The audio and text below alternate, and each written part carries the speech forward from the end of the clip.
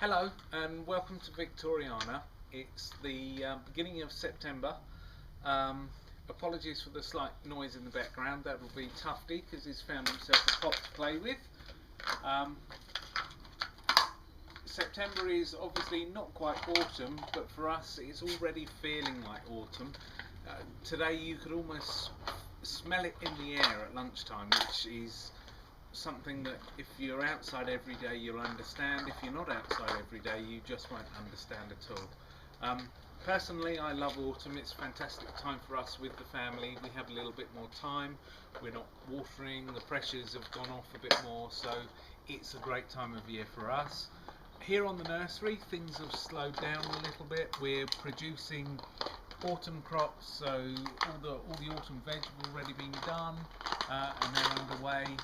We're not quite into lifting season yet, so we've got a few weeks before that, or in fact a month and a bit plus, and as things go really cold.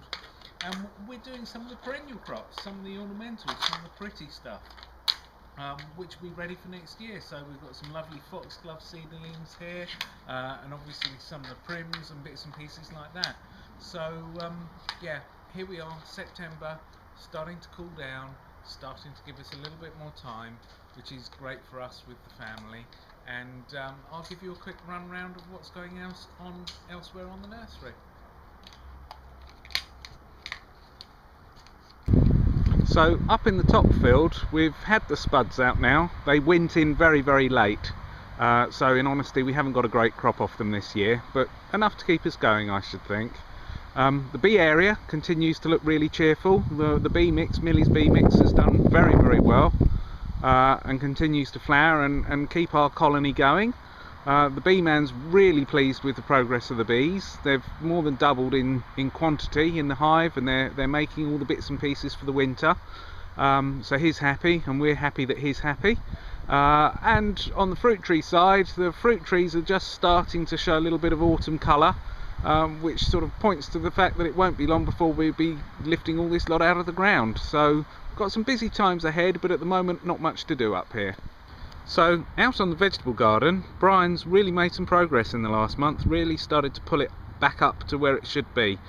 Obviously time of year things are starting to look a bit tatty here and there, but he's getting on top of the weeds. We've had the onions out, obviously the peas are down now, shallots are out, spuds we've taken out for the top field, brassica cage is really full up, and thankfully this year it's been not a bad year for cabbage whites, so that's looking okay. So tatty in some ways but not in others, and also on top of that this year we decided to put in quite a lot of status, which we're going to cut and dry for dried flowers through the winter months, and that's really starting to look cheerful. So really good on the vegetable garden, really positive time for us, I think. So here in the fruit tunnel, tomatoes are still producing quite well. We had our tomato weekend last weekend, which went very well.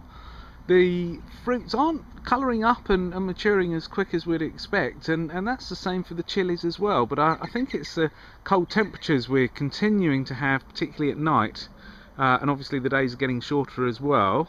So hopefully we'll have lots of colourful fruits and hot fruits for our chili day in a few weeks' time. I'm sure we will. But we're pleased what's gone on in here this year.